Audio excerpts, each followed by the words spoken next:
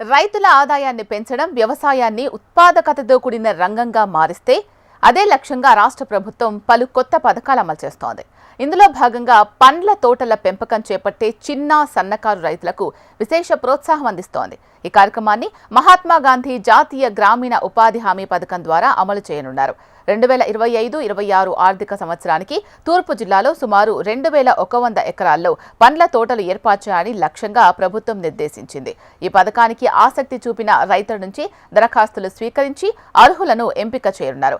ఎంపికైన రైతులకు పండ్ల మొక్కలు ఉచితంగా అందించడమే కాకుండా 3 సంవత్సరాల పాటు తోటల నిర్వహణకు అవసరమైన ఖర్చులను ప్రభుత్వం భరించనుంది. ఇందులో నీటి లభ్యత, పురుగు మందులు, ఎరువులు, తడి పనులు మొదలైన వాటికి సాయం అందిస్తారు. పథకం అమలులో ఉపాధి హామీ కూలీలను నేరుగా ఉపయోగించి మొక్కలు నాటడం, పరిరక్షణ పనులు నిర్వహించనున్నారు. ఈ విధంగా రైతులకు పెట్టుబడి భారం లేకుండా ఉపాధి కల్పనతో కూడిన వ్యవస్థ ఏర్పాటవుతుంది. పంటల మధ్యకాలంలో ఎరుపు జామ, బర, సీతాఫలం, మామిడి, నేరేడు, ఆరెంజ్ వంటి రైతు ప్రాంతానికి అనుగుణంగా ఫలవంతమైన మొక్కలు ఎంపిక చేయనున్నట్లు అధికారులు తెలిపారు. ఈ ప్రోగ్రాం ద్వారా చిన్న సన్నకారు రైతులకు దీర్ఘకాలిక ఆదాయ వనరులు కల్పించడమే ప్రభుత్వ ప్రధాన ఉద్దేశం. తక్కువ పెట్టుబడితో తోటల ద్వారా స్థిర ఆదాయం వచ్చే అవకాశం ఏర్పడుతోంది.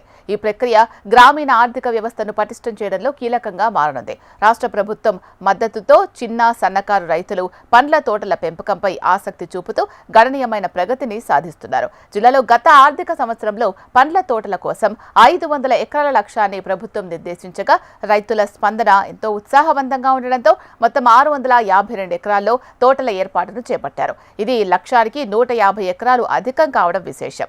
ప్రస్తుతం జరుగుతున్న 2025-26 ఆర్థిక సంవత్సరంలో మామిడి, జీడి మామిడి, ఆయిల్ పామ్, డ్రాగన్ ఫ్రూట్, నిమ్మ, బత్తాయి, కొబ్బరి, సపోటా, సీతాఫలం, కోకో వంటి పంటలు సహా మొత్తం 26 రకాల పండ్ల తోటల పెంపకానికి ఉన్నతాధికారులు అధికారిక అనుమతి ఇచ్చినట్లు జిల్లా collector Prashanthi, DWMA project director Nagamaheswararao తెలిపారు.